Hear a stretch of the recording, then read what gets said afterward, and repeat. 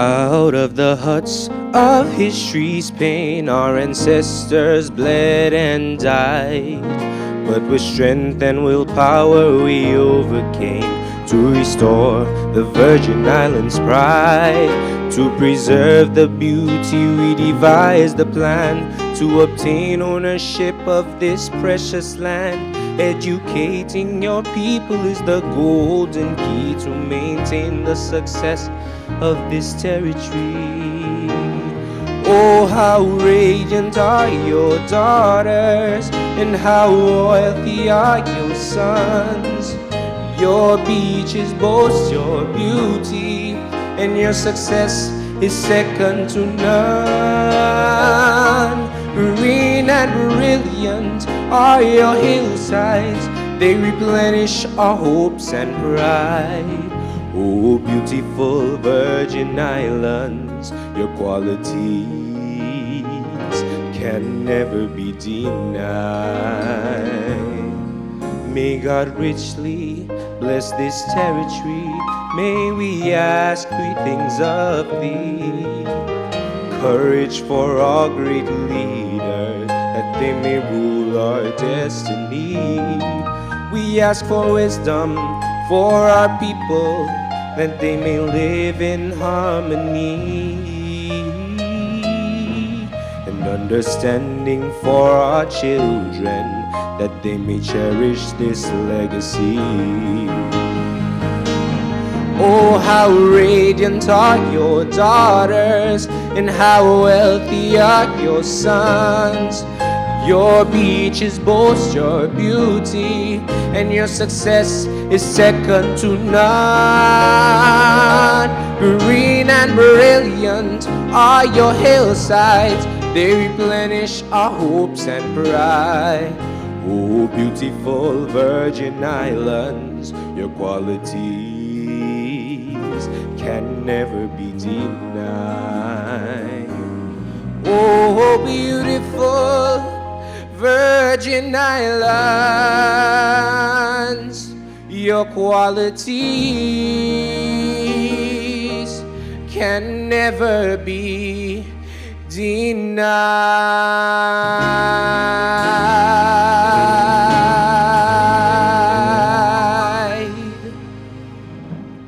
Ladies and gentlemen, boys and girls, a pleasant good morning.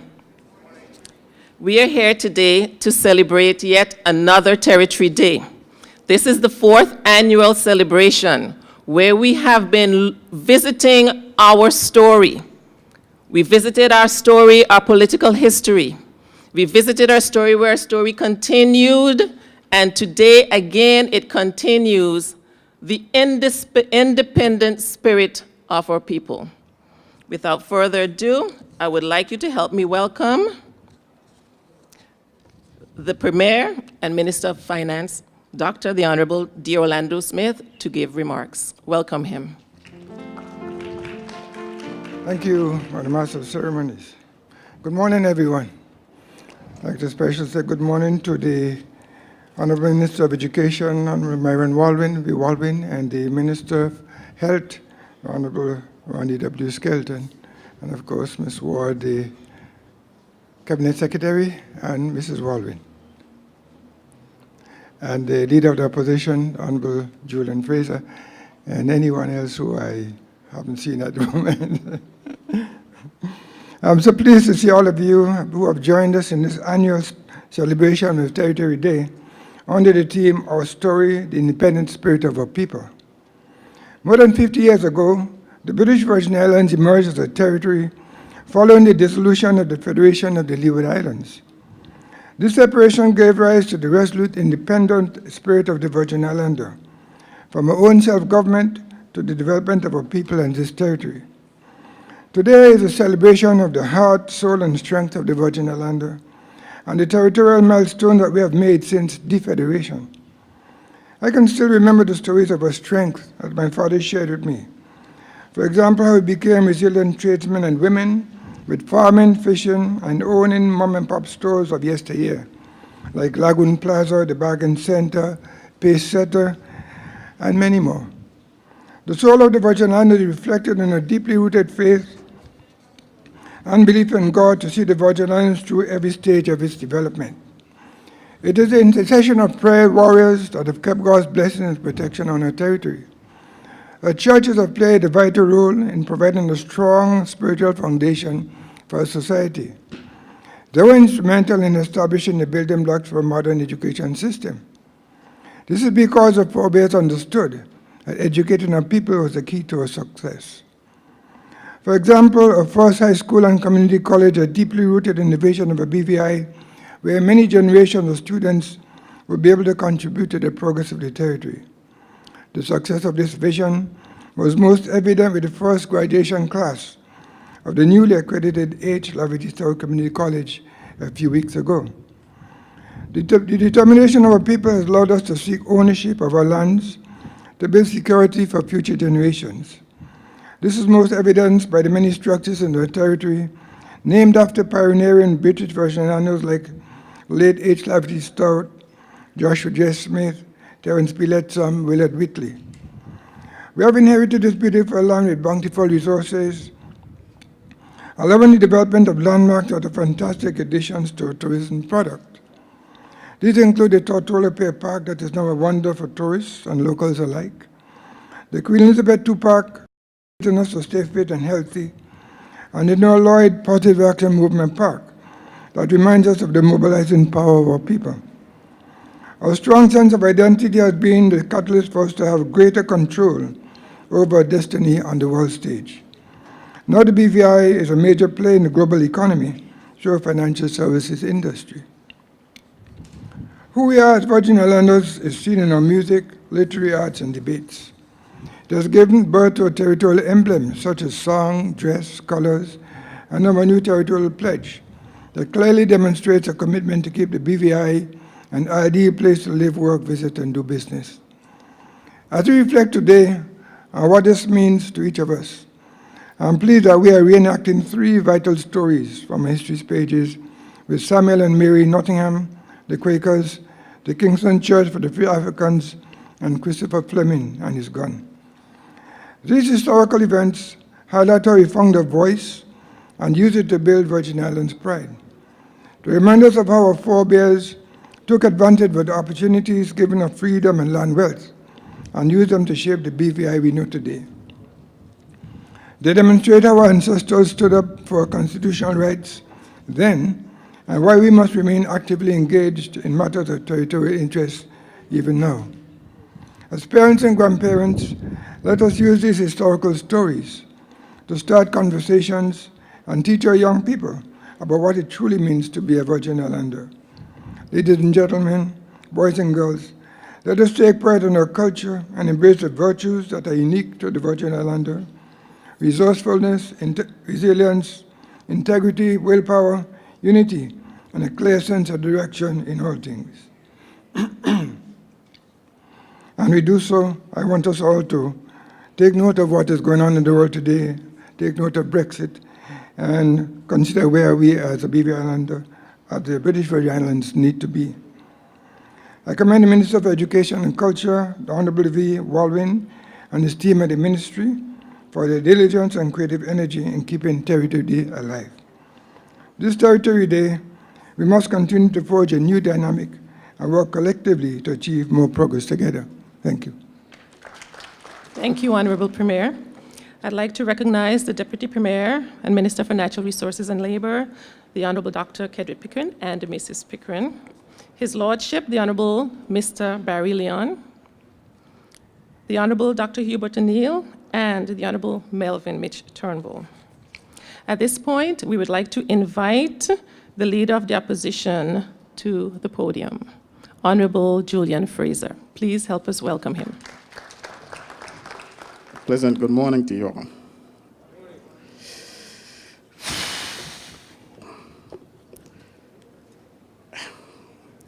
Here in the Virgin Islands, no one hesitates to tell you how much they love these Virgin Islands. And that is consistent across demographics. But unfortunately, love alone is not enough. For where this territory is at this point in time relative to the rest of the world,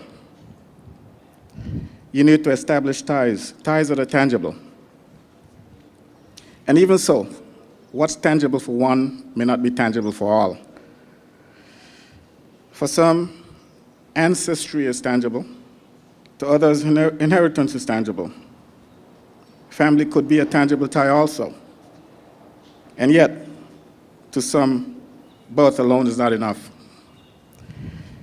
Is patriotism in your DNA, or is just a fad? Is patriotism enough?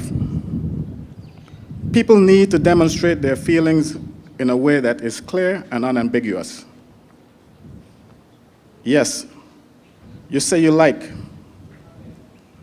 but you're not saying exactly what you like. Maybe the question was never asked, and maybe it needs to be asked. But who among us is willing to ask the question? The time has passed when I am prepared to accept the status quo as okay. Back 50 years ago, when children in the BVI wrote on slate, in the UK, children had books.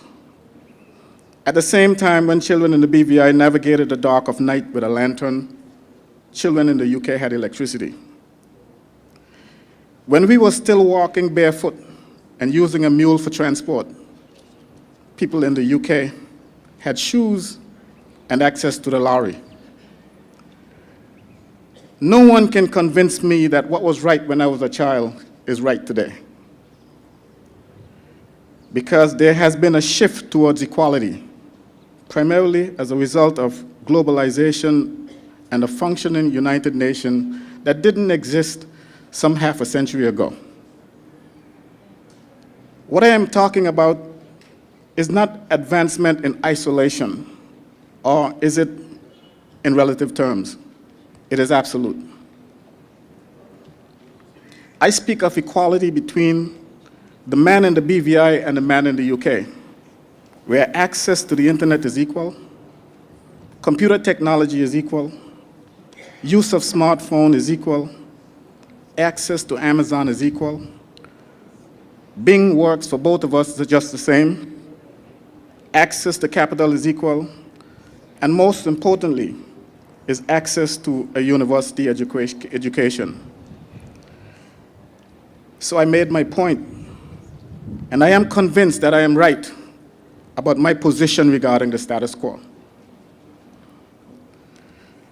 What is it that we are telling ourselves and to each other that can keep us so complacent as to believing that we are wrong and deserving of further punishment? It has been established as a fact that Gen X and Gen Y are more prone to leaning towards a centralized one-world style of governance with free movement and globalization than baby boomers. So I won't be surprised if the earth doesn't shift easily, if not at all, for that body or that group. The Virgin Islands has nothing to lose and everything to gain in our next round of constitution negotiations with the United Kingdom government, if only our team is properly advised. And those advice and instructions must come from you, the people. I am under no illusions why you are here today. Some of you are here because it's a holiday. Some of you are here to learn. Some of you are here just for so, and some of you are here for a cause. But what is the cause? Is this a feel-good moment, or is it momentous? I've said repeatedly, and I'll say it again, these Virgin Islands were not discovered. They were built. And let that be a lesson to those of you who are quick to criticize and look to make change. I'm sure you'll be hearing more about those upon whose shoulders these Virgin Islands were built. And if you take the time to know these people and appreciate, you will have an appreciation you've never had before. The same period of which I spoke 50 years ago, the Virgin Islands had a vibrant economy built on farming and fishing. These economies were so strong that export was common and very lucrative. Things have changed over the years, with the disappearance of the two industries being the most profound. Ladies and gentlemen, boys and girls, I came by this morning to help you celebrate this day by sharing some thoughts with you. I am sure you will leave here today enriched by the proceedings of this morning. Have a great Territory Day. Thank you, Honorable Fraser. And now please sit back as we present to you our story, the independent spirit of the people of the Virgin Islands. Why we tell our story. The teaching of our history often comes under great scrutiny by locals as well as visitors. The stories told are from different perspectives, due mainly in part to the motives behind them. However, when we tell our story, we wish to achieve 3 objectives. Firstly, we want all those who visit our shores to have an understanding of who we are and what we are about, to understand the trail that has led us to where we are today, to understand our trials, tribulations, and celebrations. Secondly, we want our own people to understand who and what we are, to appreciate the struggles, the long and hard journey, the sacrifices of our forefathers, to appreciate the legacy left to us, the price paid, our victories, our past mistakes, and lessons learned. Thirdly, and most importantly, we want our children to understand their roots. We want them to understand that they are the current beneficiaries and future guardians of the BVI. We want them to appreciate the sacrifices made by others, understand how we got to where we are, to take full ownership of the territory, to participate in its development, and to pass on an even greater legacy than that. We will tell our story, and we will continue to do so, for there was a time when it was not told, there was a time when it could not be told, there was a time when it was hidden from us.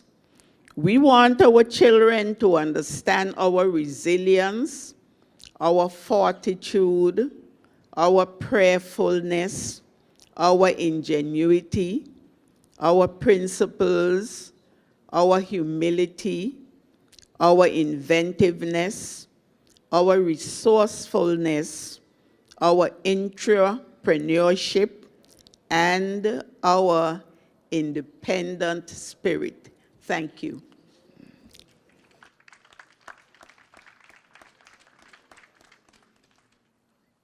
The following is taken from a playlet about the Nottinghams. The following is taken from a playlet about the Nottinghams, written by teacher Jenny Wheatley.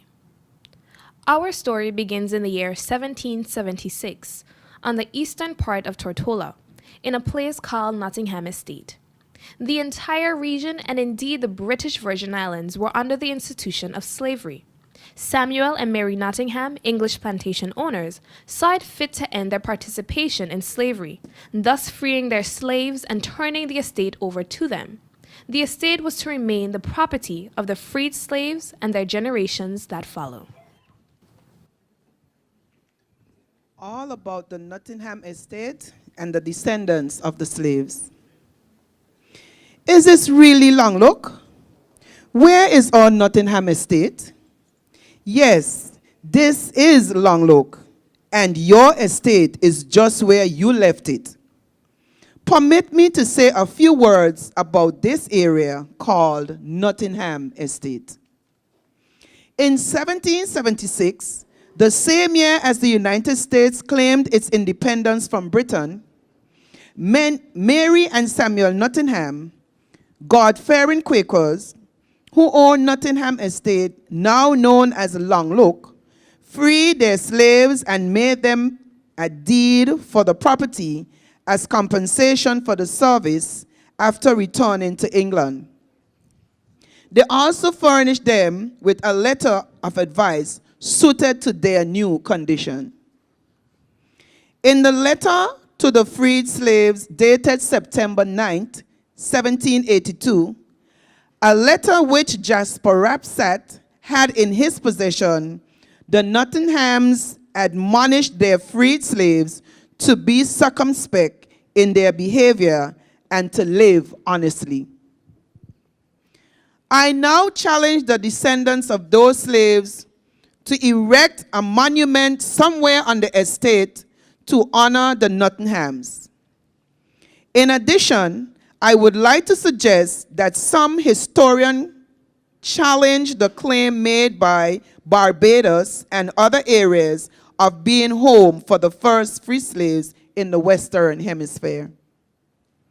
While the rest of the British Virgin Islands gained their freedom in 1834, the slaves of Nottingham Estate had been freed 58 years before.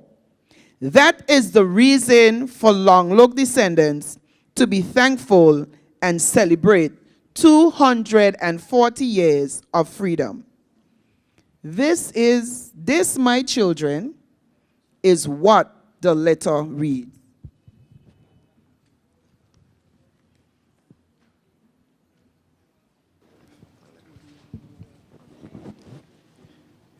Be it remembered that whereas I, Samuel Nottingham of Long Island in the province of New York, gentleman and owner of the reputed owner of a number of Negroes on the island of Tortola in the English West Indies, and considering that liberty is their right and property, which in equity, justice, and good conscience ought to be restored to them, and having a testimony in my heart against the iniquitous practice of enslaving our fellow men, therefore, as far as in me lies, I conclude it necessary for me to grant unto the said Negroes their natural right of freedom, and accordingly, I have granted, and by these presents, in consideration of £5 to me by the said Negroes paid, at and before the sealing of this instrument, and for divers other good causes and consideration,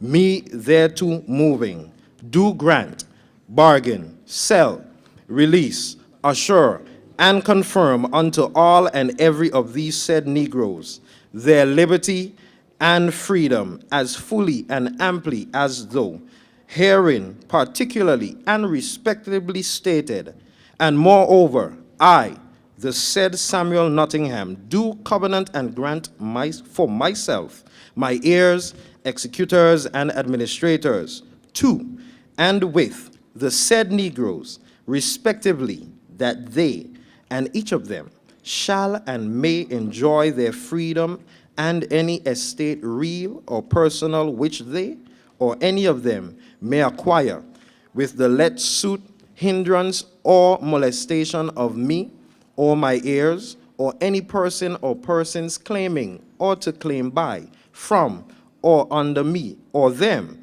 hereby, quitting all claim and demand to them and their posterity, and that I will make due and execute all and every such further act and acts, deed and thing, as many as may by reasonably advised or required for the further securing unto the said Negroes, and each and every of them their liberty and freedom.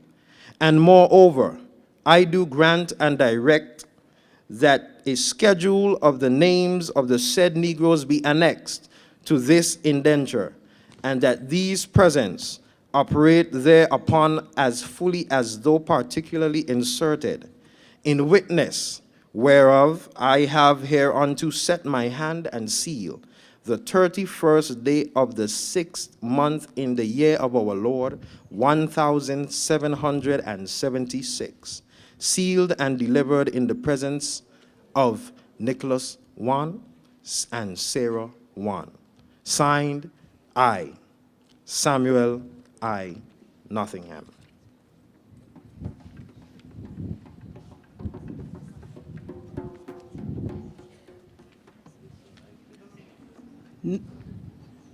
Now, the people of Longloak is just one part of the story about the independent spirit of our people. Let me now tell you about the Church of the African of Kingston. Even as the freed slaves of Nottingham enjoyed their freedom and came into their own, slavery raged on all around them. Meanwhile, back in the United Kingdom, in the House of Parliament, the debate on the slave trade and abolition of slavery was starting to heat up. Finally, the slave trade was abolished with the passage of the Abolition Act of 1807 after 300 years of slavery. 57 years after the people of Nottingham knew freedom, the Emancipation Act was passed in the House of Parliament in the United Kingdom, paving way for the abolition of slavery in the British Virgin Islands in 1834. The freed slaves, having been exposed to the effects of land ownership by the Nottingham people, were quick to follow suit and purchase as many of the estates as possible that belonged to their former masters. This was a deliberate, conscientious, and strategic decision by our ancestors to own the land. The Africans at Kingston were en route from Africa to the Caribbean after the slave trade was abolished in 1807, and thus arrived in the BVI as free people who later went on to form an independent settlement right here in Tortola. Ladies and gentlemen, the Kingstown story.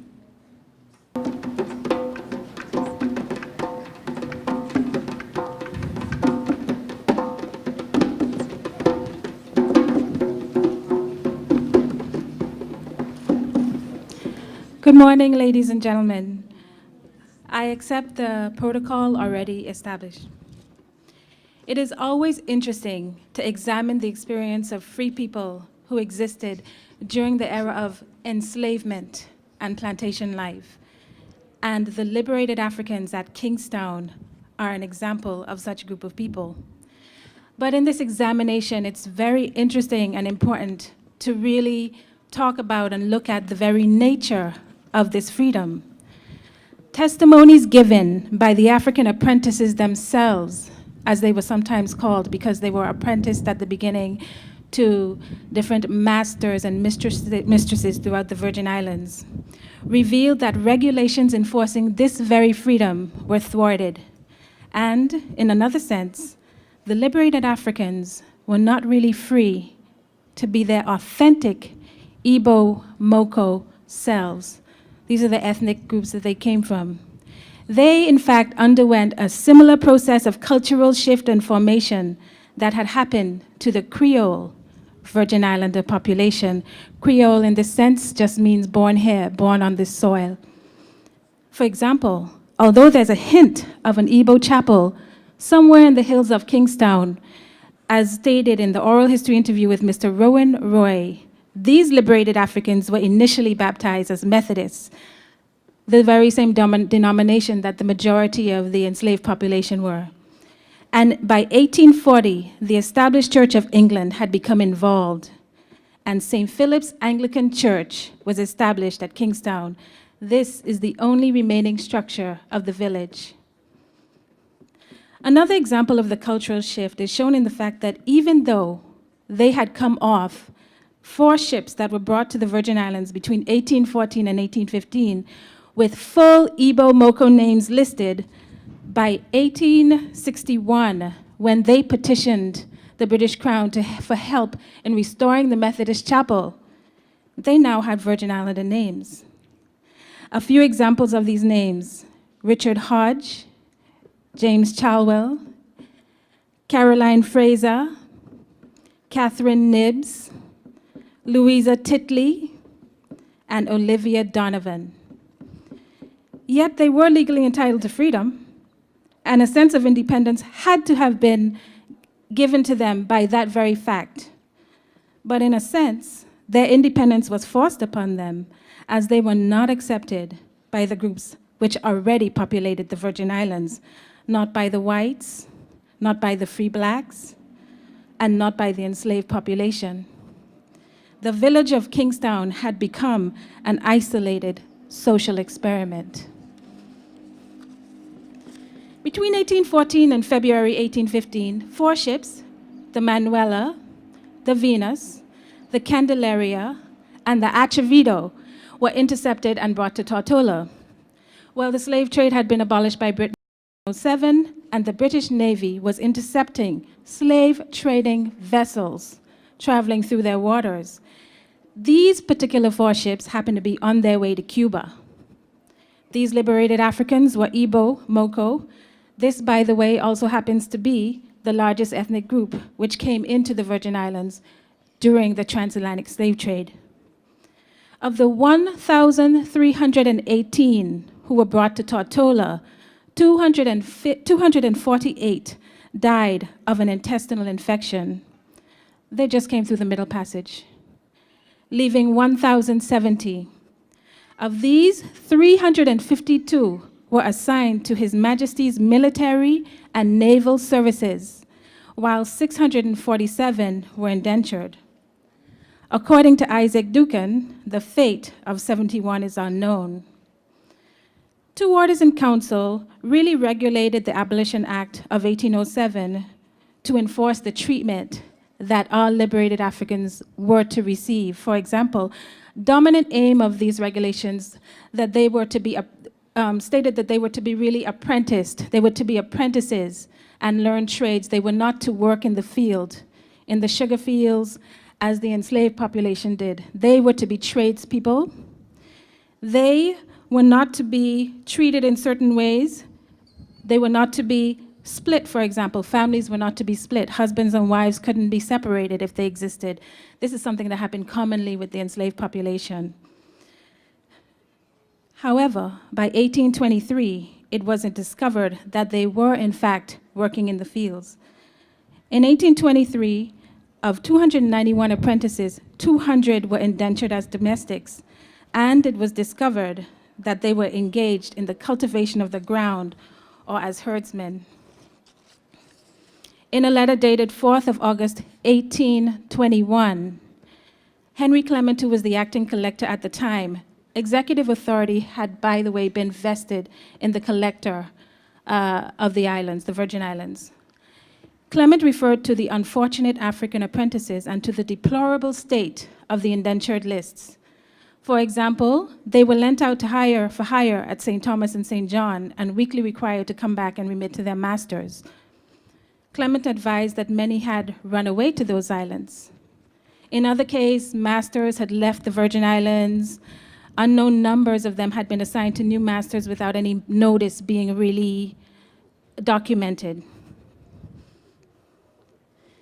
In fact, what was the real experience of the liberated Africans in the Virgin Islands? Interestingly, Henry Clement had written a letter to Richard Hetherington, who was at the time the president of the Virgin Islands Council. And in this letter, he informed him, Hetherington, that Hetherington's apprentices were, quote unquote, dreadfully clothed, apparently badly fed, and bear strong evidence of repeated punishment. As stated by Clement, they were apprenticed to be taught a respective trade by their own account and your admission to me. They have worked in your cane fields in common with your Negroes. That is absolutely illegal. On another occasion, 2 African apprentices, female, Betty and Amelia, took the opportunity to report what had been happening to them.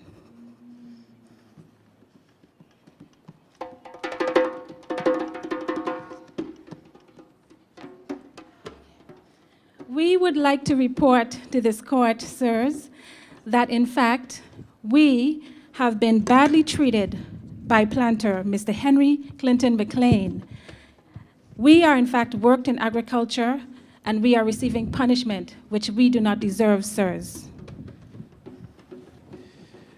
The task in the cotton fields, note, it's not cane fields, was described as temporary, well, like temporary agricultural work. Furthermore, we had to punish the two apprentices for their lies and ordered them to receive a few stripes over their shoulders with tamarind switches, not cowskin whip, mind you, or rods, which were used for the connection of children.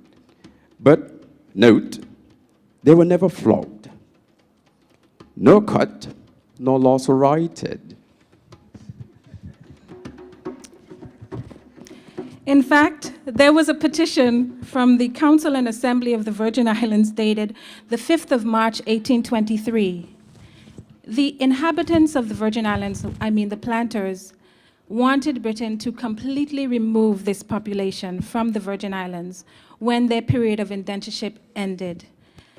And in their petition, the Council and Assembly stated,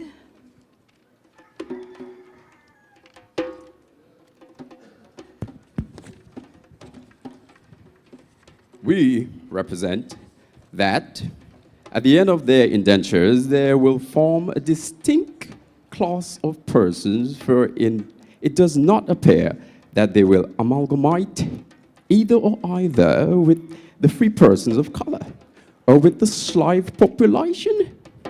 With the former, no permanent connection has been formed, and in very few instances with the latter, if I may.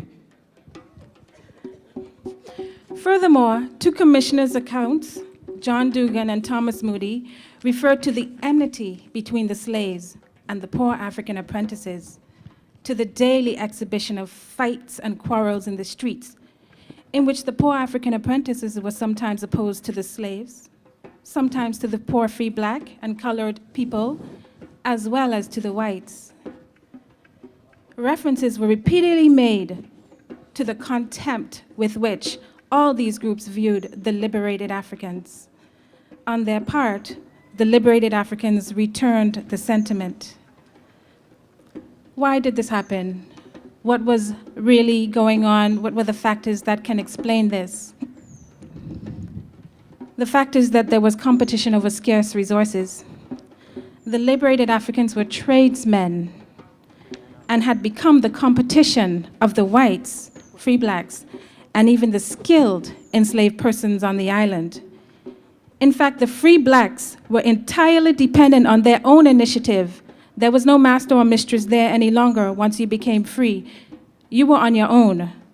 So they depended on their own initiatives for survival, whereas this group of free blacks was clearly supported by the British government. Speaking about this support and this freedom, on the part of the enslaved population, there was a sense of envy or jealousy, resentment, that they had been in the situation for some time, centuries, and here was this population that came in, and they, in fact, were so supported and clearly supported by the British government and were free. In addition to this, there was a cultural conflict. John Stobo, who was interviewed, he was a doctor and a planter on the island, stated, "The free, black, and colored people have a singular dislike to the African apprentices, which will require a long time to efface. They often quarrel and, by way of appetite, call them dirty Guinea Negro and Jerem Joe, signifying something vile. The Creole slaves even hold them as very inferior to themselves. I am of opinion a long time will elapse before they will be received into the society of the free black and colored people, or even slaves." despite the fact that the majority of them had also come from Igbo land, the Virgin Islands had already formed a Creole identity. The separations had already occurred. Certainly by 1818, the enslaved African born in the Virgin Islands outnumbered the Virgin Islands or Creole born. As a matter of fact, in 1818, which is the date of the first slave register that we have listing every enslaved person and slaveholder in the Virgin Islands, there were 1,029 African-born out of a total population of 6,916. So then what this meant was that the values, the norms, and the belief systems of the Creole predominated. It was a result of this process that the cultural feelings of superiority developed. Under the institution of slavery, the African heritage had been systematically denigrated. Yet, on the 15th of August, 1823, it was reported that only one of the liberated Africans whose apprenticeship had already expired at Tortola consented to be moved to Trinidad. In a letter dated 10th of June, 1830, Robert Claxton, who was now the collector, wrote that there had not been a single instance of these liberated Africans being brought to any court of justice for any crime or any misdemeanor since their manumissions were granted. Indentureship had come to an end, and in 1829, Governor of the Leeward Islands, Charles Maxwell, indicated that assistance would be ending. But the problem, as stated by Claxton, was, quote, "They do now cultivate land, which they rent themselves, but now many complain of stock, which trespass and materially damage the cultivation, which by their industry was flourishing." He further described the cottages which they had built inland from their own expense and at a very high cost, which were very much destroyed by cattle, goats, and pigs. In fact, Governor Maxwell had asked Claxton about the possibility of settling them near Road Town at a sufficient distance to keep them out of it, but near enough for them to carry their goods to market. Claxton requested that the British government purchase a lot of land on the island and parcel it out to them, reserving to the Crown the right of possession. Claxton estimated the cost of land and buildings at £1,025. This was granted, and 110 acres were allotted for what would be the village of Kingstown, which was established in 1831. In a letter dated 10th of July, 1831, it was stated, "The African Frank has built a house there consisting of a hall and 2 bedrooms, all nicely shingled and presenting the appearance of neatness and comfort." Yet, by 1832, Claxton was able to describe the character of the settlement of Kingstown. In a letter dated 1st of September, 1832, he stated, The settlement of Kingstown has increased and has become quite a separate town of itself, 4 miles distinct from this, inhabited solely by Africans, without a single other subresident amongst them who might have some influence over them. Other regulations were established, such as that the land of all persons who had not cultivated their respective lots of land or who were not resident would revert to the Crown, and at auction would be delivered to those who had not received. Well, it so happened that several of the acre-and-a-half provision grounds allotted to them had been neglected and left uncultivated. The liberated Africans had left the settlement and remained on St. Thomas. Some of the houses had similarly been left to decay. In the end, it is reported that in large number, the liberated Africans eventually migrated to St. Thomas. This is something that takes further research, as we would like to identify any descendants of the liberated African families. There are a few that we are aware of who still live in the British Virgin Islands. This group appeared to have effectively formed a community. Their experience had been harsh, but they had not experienced the full impact of legal slavery.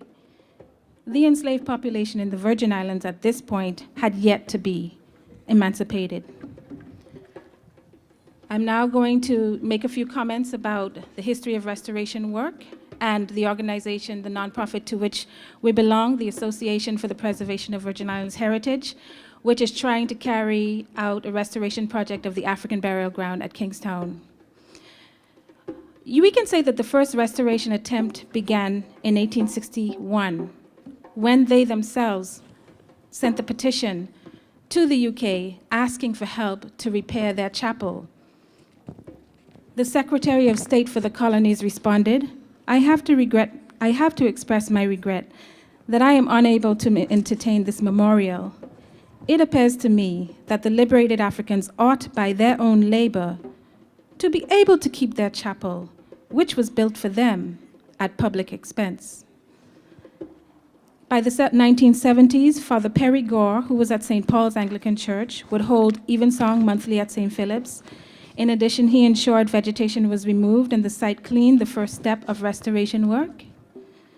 In 2000, the Millennium Committee was founded and had plans such as an interpretation center and ways of having the site recognized as a national heritage site.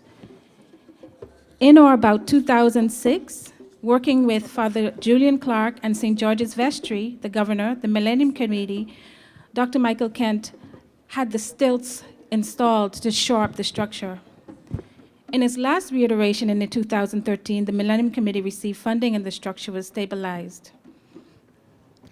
In 2014, the Association for the Preservation of Virgin Islands Heritage was founded and established as a nonprofit organization.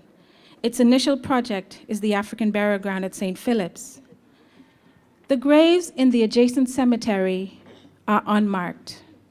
However, in 2002, archaeological work conducted by the Caribbean Volunteer Expedition identified 44 grave sites. Furthermore, research by Dr. Patricia Turnbull, founder of APVI, the nonprofit, has indicated the presence of at least 75 persons buried at the cemetery. The other founding members are on stage. I would just like to point out Mr. Art Christopher and Mr. Joe Hodge. Thank you to Mr. Justin Hodge for the voice of the planter. Elder Giltrot is off the island. Last year, APVI conducted or brought in from Bateman Civil Survey, from St. Croix, a company called Bateman Civil Survey Limited. They conducted ground-penetrating radar technology on every inch of the site and identified over 30 graves. It was interesting to see that the technology could actually see where soil had been disturbed. Could see the soil, the sand going down, and the stones lining the sides of the graves. They were 5 feet deep, some were 10 feet wide. There were 2 children's graves found. Phase 1 had been completed, which was the construction of a stone wall. The stone wall was not an addition to the site. It's meant as a protection and enclosure of the site. Even though materials were used that were similar to those materials used in the church, this was in sort of a modern style, so it's not an addition to the site. It's an enclosure and protective measure. As before, persons were walking and driving over graves as they entered into the entrance that was there. Graves were found right in that location. Phase 2 would include a gravel road, which would be used for parking and pull-off parking that leads into the site. And fortunately, it was found that there were no graves under that road. It's now a dirt road that leads into the site. APVI, along with the permission of St. George's, would also like to mark the graves where they are identified, beautify the site, and restore a sense of sacredness to the burial ground by using stone walkways and benches, but stone walkways and benches that are very natural. Stone walkways that have the sort of mixed in with the dirt and the grass showing through a very natural effect, and benches that are made possibly of recycled poles, actually, in a very beautiful natural style. There is a need to commemorate the ancestors buried there.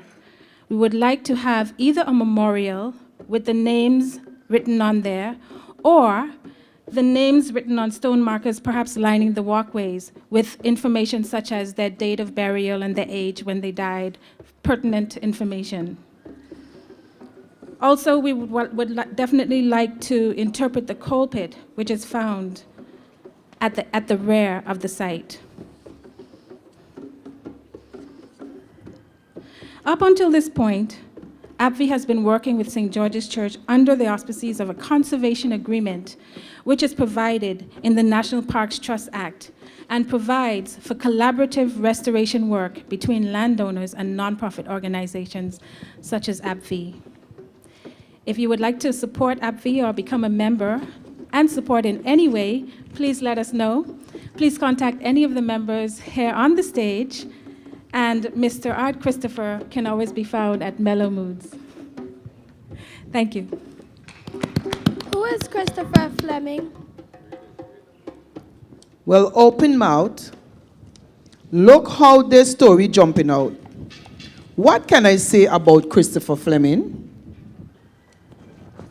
After the emancipation of slavery, our people were left to decipher things on their own. Survival was particularly difficult and resources were limited. Our ancestors worked the land, raised livestock, fished, and bartered goods with each other for survival. Surplus goods were taken to the nearby islands of the then Danish West Indies to be sold for the purchase of much-needed goods, medicine, and other necessities. Trade between the islands was good, and survival in the British Virgin Islands looked somewhat promising. People in the BVI often looked forward to and welcomed boats coming from St. Thomas and St. John. Life was evolving. Trade was advancing, and commissioners who were appointed by the United Kingdom were becoming more cognizant of the development of the islands and wanted to regain a certain level of control. Then the climax came when President Cameron wanted to make an example out of someone. He decided to seize one of the boats laden with goods coming from St. Thomas. On that boat were many owners, one of whom was Christopher Fleming. I am John Christopher Fleming. I was born in 1851 to my parents, John and Sarah Fleming, nee Gordon, and lived the most of my life thus far in my home community of Langlook. I can defend myself and can do many things that are necessary for survival, but I am probably best known here in Langlook as a sailor, a mason, and as the registrar. I married my sweetheart and darling, Victoria Gordon, and together we are bringing up a fine set of children. At present, we have 5 children. For me, this means that I am halfway to that typical East End Langlook standard of 10 children in each household. I am a godly and upright man. I don't deal with no folly. I am a community-minded man, and I really enjoy and look forward to serving my people. I have been elected as a class leader at the Langlook Methodist Church, where I worship with my family. I have regularly organized lectures at the Sticket, our community gathering place in Langlook, to ensure that everyone is kept abreast of the important happenings. You know, the people them even try to slap the nickname, the Mayor of Langlook, on me. But I ain't jacking that. Them too funny. I just ragamuffin. It ain't me at all. If anything, it's because 'tis Langlook we come from.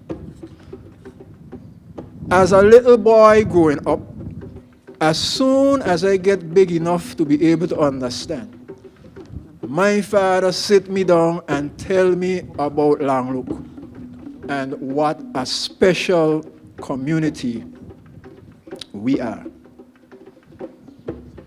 He tell me that we are the oldest Afro-Caribbean community in the entire Western Hemisphere.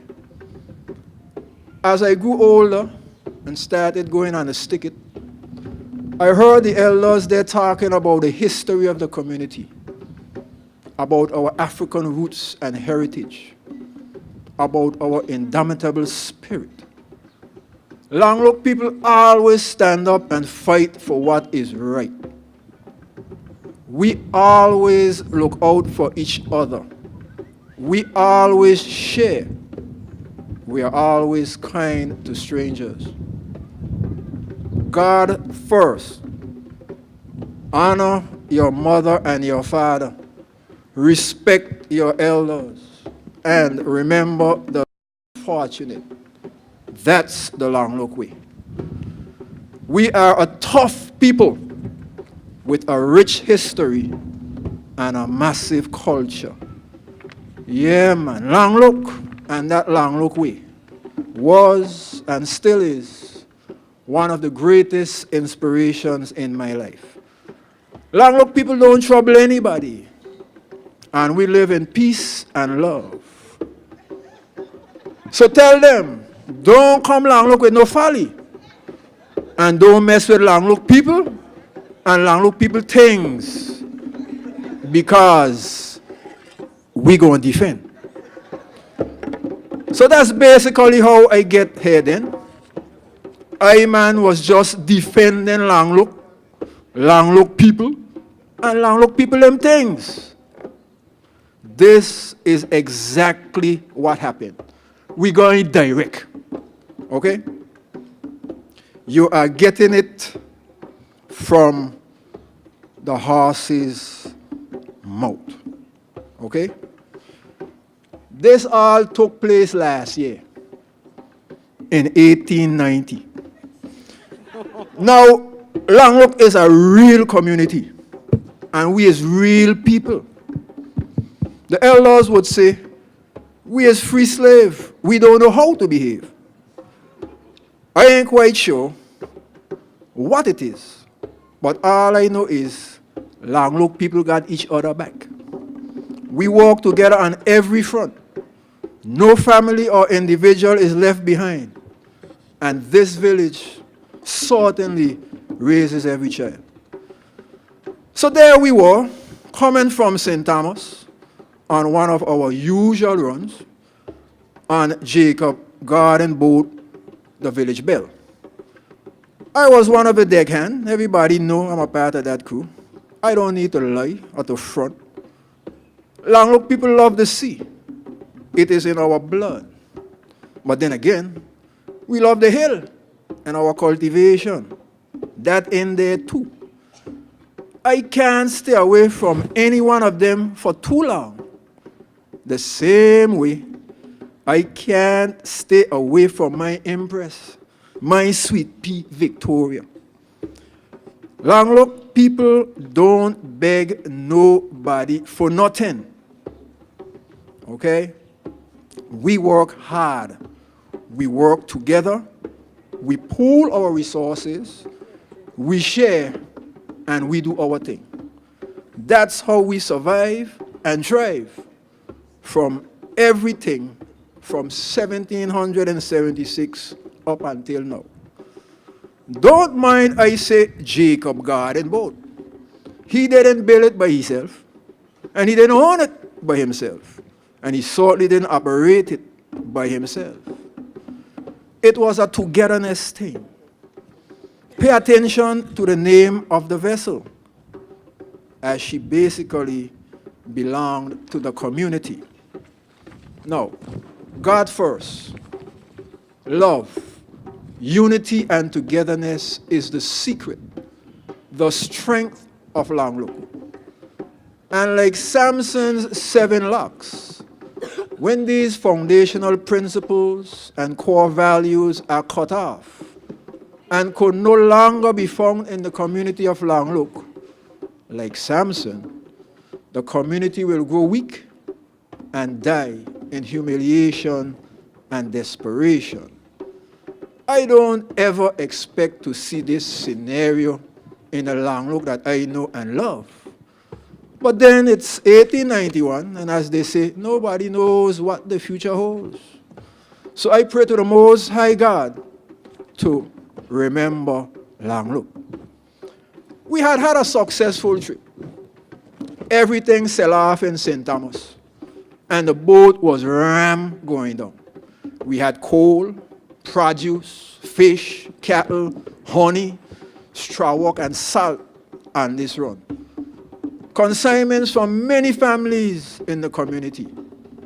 And then we also had a shopping list from the whole of Langlook. And we came up laden down with tools, clothing, flour, and tea. Now, them say, we Langlook people are smugglers, but you be the judge. We didn't head for Palmouth. We didn't head for Fat Ox Bay to the Konesh. No, we pulled into the government customs like we were supposed to, declare our cargo and present ourselves, our cargo, and the village bell for inspection, ready to pay, our pocket full of money. The next thing I know, the officer claimed he find $20 worth of tobacco stashed somewhere on the boat. Now, as everyone knows, the normal penalties for contraband was that the guilty were assessed double the import duty, and then you were subject to remand by the magistrate. However, it seems like President Cameron wanted to make an example out of us, and so them seized the village bell and our cargo. Naturally, when we get back to Langlook, that news did not go down well, as many families had expected the ship to return with necessities for which they labored long in the field or the charcoal pit. For Jacob Garden, it was also a terrific loss, as the village bell was valued at $500, as well as the cargo and the gear. Immediately, we started our efforts to register our discontent and have our boat returned. I put together a petition requesting that the government release the ship and render a fine instead. I, John Christopher Fleming, signed it, and then I went around the community gathering signatures. James Peter Garden, Abraham Rapsett, Thomas Andrew Pickering, Joseph Bass Joe Skelton, and Alexander Nelson Dawson came down on the dotted line. And we went as a group and present the petition to President Cameron on behalf of the people of Langlook. Well, President Cameron, he refused us. Like he ain't budging. So it was back to the drawing board. Langlook people got to eat. We got to trade. We need our stuff. We decided to step it up and to do a protest march to the government square to plead our case once again. This time, the 6 of us were joined by James Osmond Bim Thomas and James Boodoo Thomas. And with guns and machetes in hand, we marched over the mountains to the capital. In the small market square before the government building, we publicly announced our intentions to redress our grievances. We never saw President Cameron, and the place was definitely deserted. We never threatened no one, and we went back to Langlook where we come from. The next thing, a couple of days later, we see a Danish ship sail into Fat Ox Bay, talking about them looking for the rebel them. President Cameron, with his guilty conscience, done run off and tell a whack of lies about good and decent Langlook people who were merely standing up and representing their people against an oppressive, unfair decision made by nobody else but him. He never saw or spoke to any of us on the day in question, and at no time in any of our previous engagements were we threatening or disrespectful towards him, although we were resolute in the message we were delivering for the people of Langlook. President Cameron had gone to government headquarters in Antigua in the past already, talking crap about armed insurrection possible on Tatola. So when the British heard this false news of armed men from Langlook threatening the life of President Cameron, they sent a warship to Fairfax Bay and relieved the Danish warship.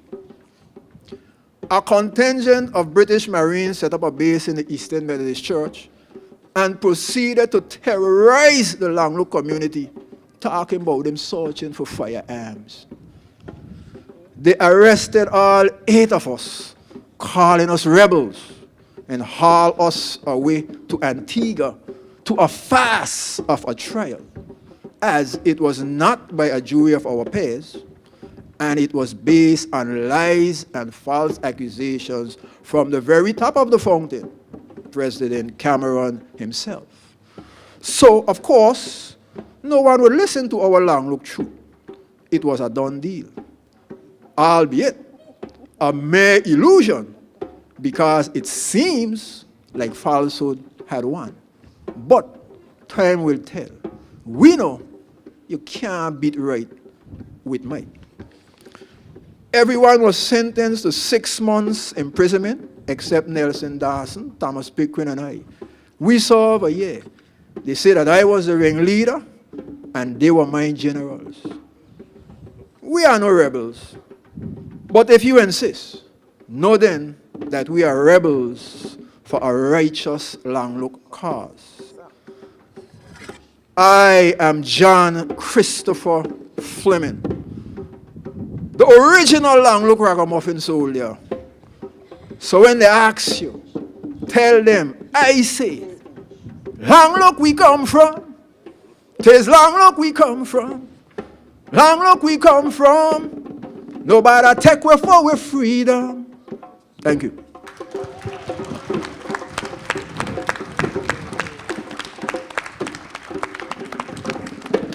Please stand with me as we go to our leaflet and as we all join in saying, we've come this far by faith. Please stand with me.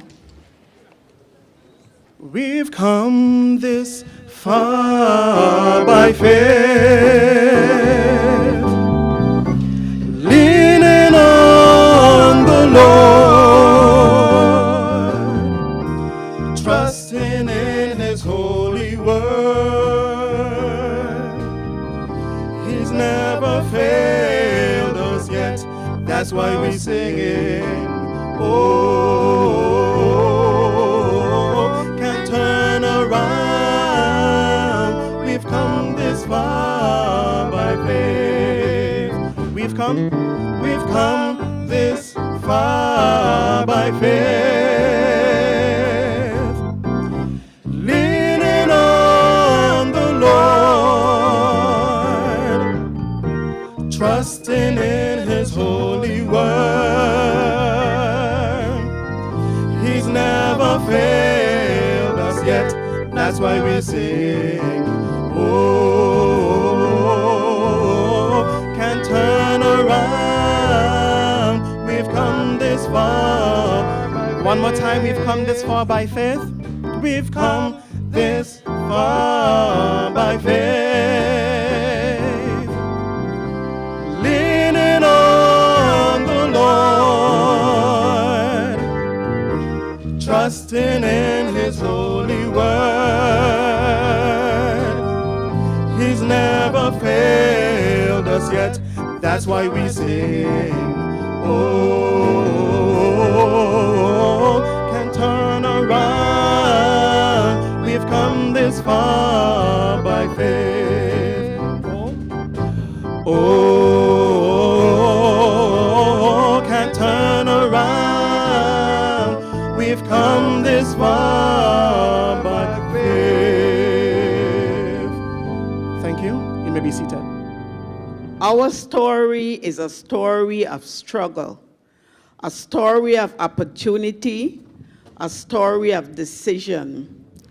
Our ancestors came out of slavery. They inherited land and learned to improve it in order to survive. Our ancestors came out of slavery and learned the value of land ownership. Our ancestors made a conscious, deliberate, and strategic decision to purchase the lands that were owned by their former masters. This land was never to be resold, but passed on from generation to generation.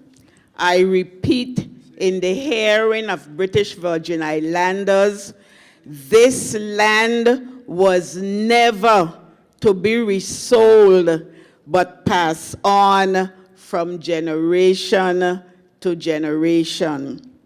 Our ancestors knew the value of hard work, industry, sharing, and caring for each other. When our backs were against the wall and our survival was at risk, we rose to the occasion and took action. It was clear that together we are stronger, no matter what the adversity is. We as a people have survived from the plantation days to modern times because we were resilient, tough, strong-willed, determined, and self-reliant.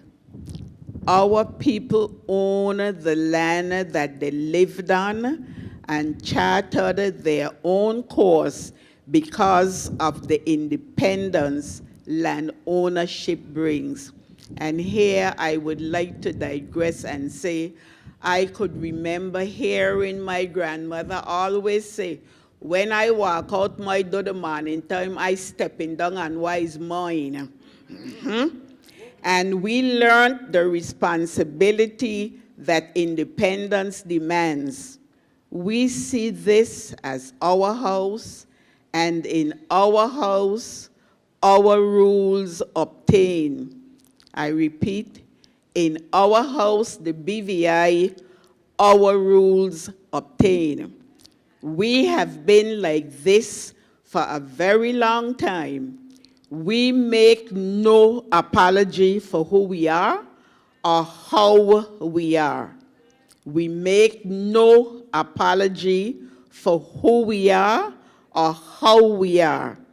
May God continue to watch over us and those who make these islands their home, and all the visitors who grace our shores.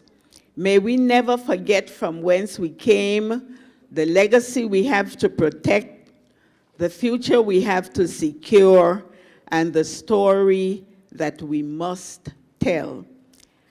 I want to say thanks to Mr. Vincent Wheatley for giving the opening while we tell our story, and for giving the closing, the wrap-up. Vincent, thank you. Ladies and gentlemen, our story continues next year. Ladies and gentlemen, our story, the independent spirit of our people.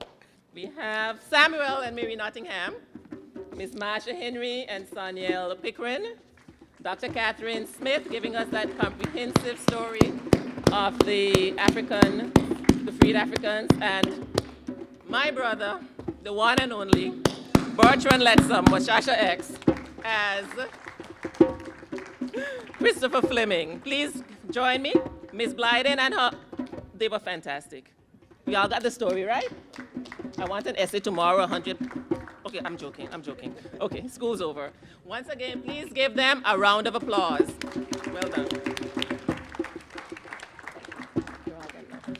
We now invite the BVI Heritage Dancers as they present the dance Stick Licking.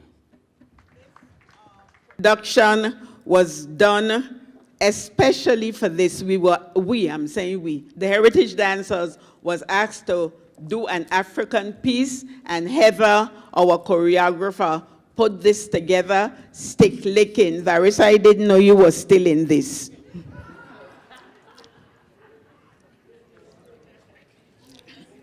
They should have come up on the stage, no?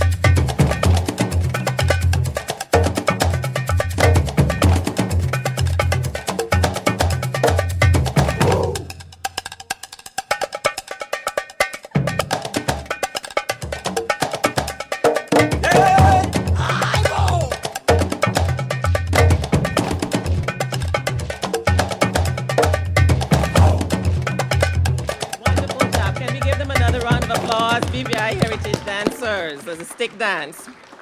Now it gives me great pleasure to invite to the podium the Honorable Myron V. Walwin, Minister for Education and Culture. Honorable Walwin. I must ask you to bear with me this morning because I'm battling the flu. But I love you so much I couldn't stay home. I wanted to come and see you. That is why I'm here this morning. Ladies and gentlemen, a warm and pleasant Virgin Islands good morning to all of you, and happy Territory Day. Based on the program we have had this morning, I hope that all of us have a renewed sense of pride and belonging to this great territory of ours. I know that pride cannot just be lip service, but it must be more tangible and long-lasting service to this country, and the sacrifices of our ancestors must be preserved at all cost. Our history shows that we have always been a strong, determined, and independent people. And it is so inspiring to be reminded of that independent spirit of the Virgin Islander on a day like today. This day, back in history, is in fact an indication of who the Virgin Islander is. There are moments in the history of a people that ultimately define who they are and who they will be. In the Virgin Islands, we've had a number of those moments that have spurred our development and afforded us opportunities to advance this country, and in doing so, advance our lives. These events include our 1960 colonial status, followed by our departure from the Leeward Island Federation in 1967, moving from an agricultural-based economy to a service-based economy in the 70s and 80s, and then the development of our landmark legislation, the Business Companies Act, which ushered in unprecedented growth for these Virgin Islands. At the helm of these changes, we find the names and faces of Virgin Islanders being innovative, seeking out opportunities, and bequeathing to us a prosperous territory that we must protect with every fiber of our being. The responsibility now rests on those of us in authority, those of us who have influential positions in the territory, and those who love this country to pass this country on to the next generation in a better state than it was handed to us. This will call for us to be a watchful, vigilant, determined, and audacious people, because what we have here in the Virgin Islands is indeed very special. It will call for a reawakening of the independent spirit of the Virgin Islander with no apologies, as Mrs. Parsons said before. The ownership of land by our people runs deep, and is part and parcel of our stake and economic control of the economy of the Virgin Islands. Renowned legal expert, the late Dr. J.S. Archibald QC, said it best when he said this: the BVI is a country that values land, because land ownership in the Virgin Islands is a matter of culture. It is a matter of basic culture, and culture is always a huge decider in vital issues of the life of an individual or country. The first thing that BVI landers have on their minds is the ownership of land. And throughout history, this is my personal view, and it is in the Bible too, in Genesis, land is the basis of freedom, not law. Law and constitutions cannot give individual freedom. They may be able to preserve and enhance such freedoms that already exist. But ownership of land is the basis of freedom. The BVI is one country where the cultural ownership of land is deeply rooted in the people's bones and blood, and aligned with that culture is the development of a person's own self-respect and his respect for other people. The words of J.S. Archibald, and those words are very true still today. I'm calling on our people to be watchful and vigilant, to ensure that the ownership of land doesn't slip away from us. While we fight each other at times, while we are busy envying each other at times, while we are buying cars and clothing, there are groups right here in the Virgin Islands buying nothing but land. They are better connected, they're better organized, and they have greater access to cash than we have. There needs to be a reawakening of that independent spirit to ensure that the ownership of land and property remains firmly in the hands of Virgin Islanders. The view of the ownership of land also extends to the ownership of business opportunities to Virgin Islanders. He who owns the businesses and the economic engine of a society will also have the power to determine the makeup of the society and ultimately who controls the politics and the direction of the society. Remember, I mentioned that our reawakening will require us to be unapologetic in certain areas. Here is one of those areas. If there's any business that we have the financial resources and the human resources to operate in this territory, it should be done by us.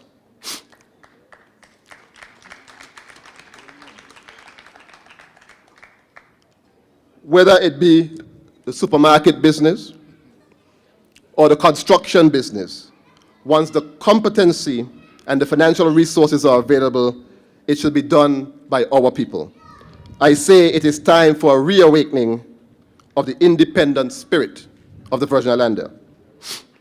Last week, Thursday evening, I stayed up all night watching the present legacy of the United Kingdom unravel as the majority of the population voted to leave the European Union.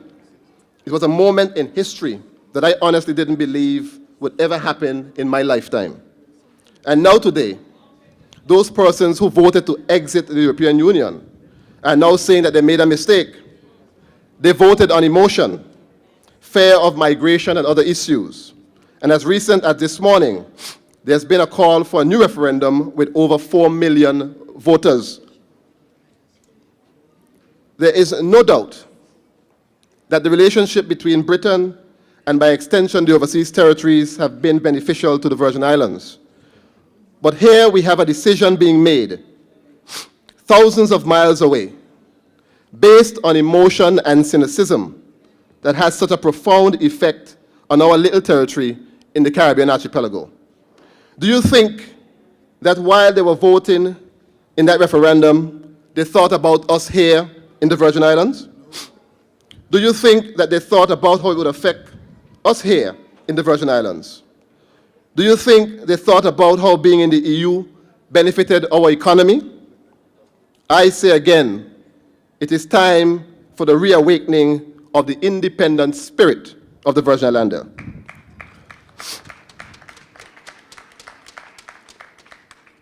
Many in the UK fell into the trap that appears to be a growing trend by politicians around the world of pandering to the fears of the society they wish to lead. Those politicians blame immigrants, trade relations, and blame someone else's economy and business practices, as we've seen with our financial services. At the end of the day, they seek votes while completely destroying what binds their societies and their economies together. I encourage all of us to be mindful that regardless of who is in office, let us encourage leadership that has love for this country over love for one's self-interest. We can function correctly in our democracy without attacking who we are as Virgin Islanders. As we reawaken the independent spirit of the Virgin Islander, we must also do some introspection and look critically at the way we do things and how we perceive our institutions in the Virgin Islands. Citizenship bears great pride and respect, but it also bears great responsibility. That responsibility also means supporting each other more in the things that are just and right. When we see our fellow citizens involved in things that are contrary to our peaceful way of life, we cannot allow one or two individuals to disrespect all that our ancestors built and the peaceful existence that we have known to become, we have grown to be accustomed to. Respect and pride in being a Virgin Islander means obeying our laws, and not just some of them, but all of them. It means finding ways to serve this country and not simply wait around to take from it. It means respecting our traditions and institutions, free of political interference and manipulation, so that citizens can feel a sense of security and fairness. All of what has been done over the past years is to help us celebrate our heritage and identity with greater pride. I want this warm feeling and sense of promise and opportunity that overcomes me every time I hear the territorial song sung to be a continuous emotion, inspiring all of us to do our best to make this territory the greatest place to live, work, and call home. We are formally instituting elements that are synonymous with being a Virgin Islander, because it is important for us to be reminded and instill in the next generation a great sense of pride and dignity. To this end, we have our inspiring territorial song, O Beautiful Virgin Islands, our territorial wear, our territorial signs and symbols. I'll be calling on us to have the courage to change Territory Day to Virgin Islands Day, because this is indeed what we are celebrating.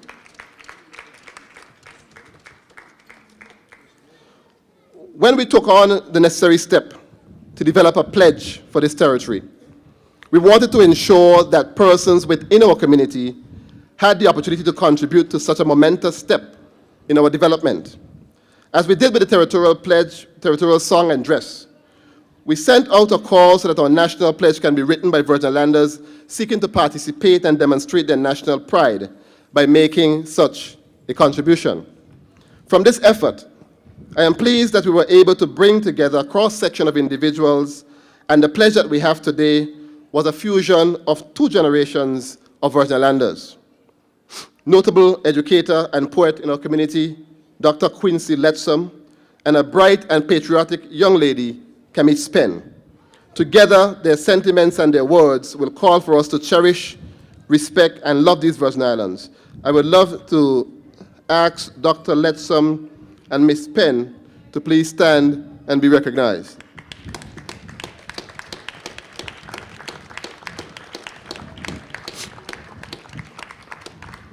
Without further ado, ladies and gentlemen, I ask you to stand, all of you, stand. Those who can stand, yes.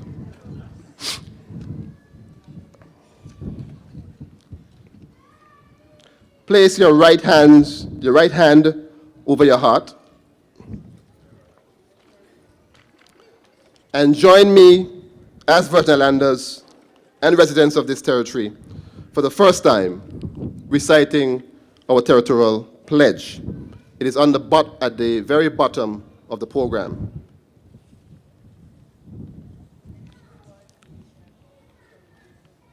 I'll repeat the words. You'll say it after me. I pledge to my country,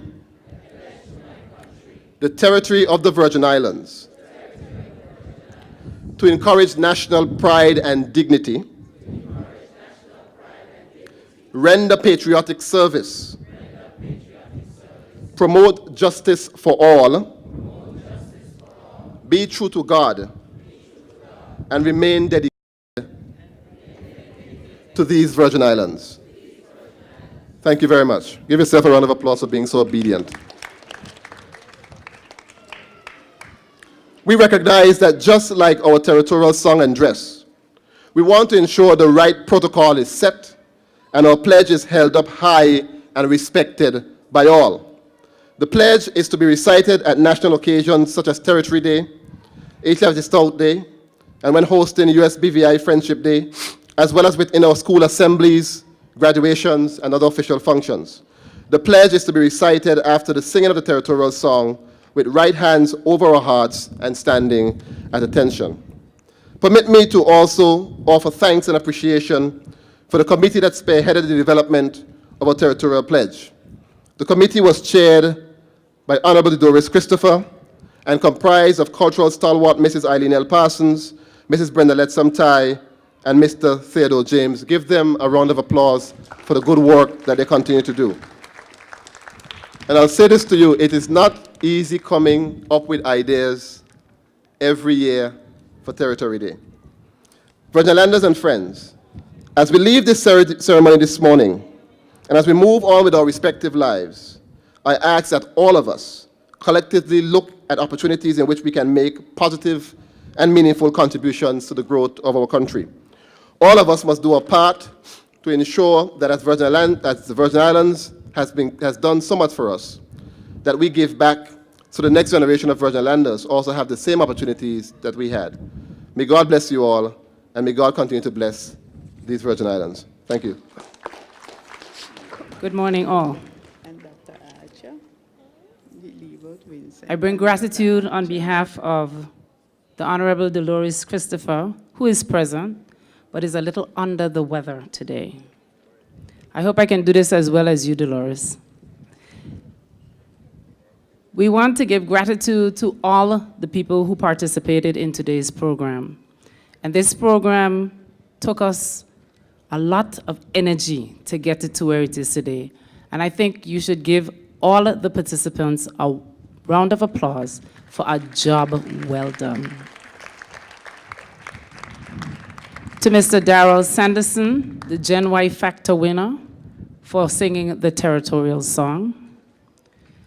Pastor Howard Simon for invocating us and then benedicting us out. To Miss Brenda Letsamtai for the warm welcome. To Dr. the Honorable D. Orlando Smith, OBE, for his remarks.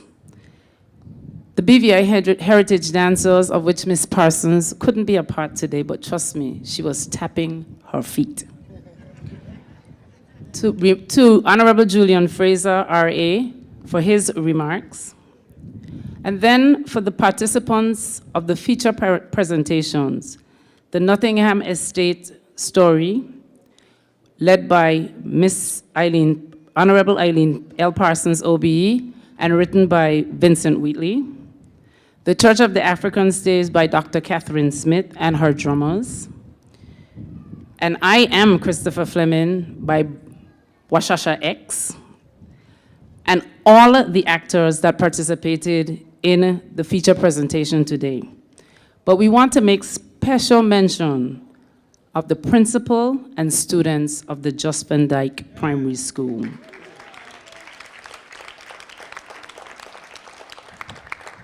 Honorable Myron Baldwin, Minister of Education and Culture, for leading us so ably in the pledge and his remarks. And we will thank Pastor Simon once again for the benediction. But we would like to make special mention of a couple of people. One Stop Mall and its employees for decorating the place and making us look like the territory that we are. And to BVI Promotions and their staff and their management, Ernest Fletcher Scatliff, who came and gave us what we needed to give us as his presentation to Territory Day. Not a dime was spent.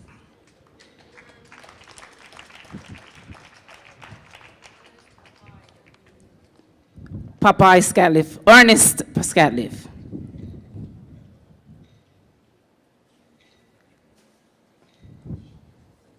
To Ms. Parsons for the fundraising show today, and to the Heritage Dancers for their performance. Ladies and gentlemen, I'd like to thank my brother Andre, who presented the musical background today, tapping it up from recording to actual music, and to every single committee member who worked tirelessly on this program. And I must say, they called me in at the last minute, but it was good to be a part of this team. Thank you all very much for coming out, and may you have a restful Territory Day. Thank you.